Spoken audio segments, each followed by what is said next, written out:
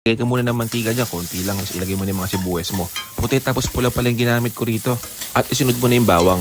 Kapag naamoy mo na yung aroma, maglagay ka ng kamatis. 5 piraso pala yung ginamit ko. Gisain mo pala na mabuti yan sa malakas na apoy.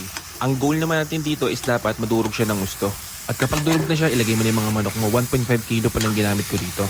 Maglagay ka rin pala ng asin dyan, tapos ang paminta, tansyahan na lang yan. Tapos pag nakita mo na yung toast mark niya, pwede ka na malagay ng patis dyan. 4 na kutsara pala yung ginamit ko. Sa medium fire pare, gisa-gisahin mo lang pala yan hanggang sa matuyo yung patis na nilagay natin kanina.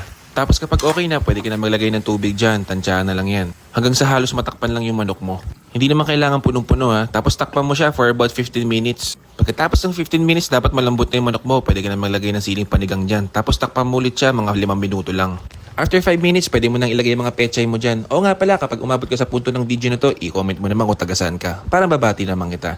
Nag-add pala ako ng tubig dyan pare kasi medyo natuyo na siya. Tinakpan ko palang 2 minuto yan para maluto yung mga pechay mo. Tignan mo naman, sobrang sarap niyan. Best paired sa patis yan pare. O siya, kung gusto mo naman ganitong video, i-follow mo ko. Sampa.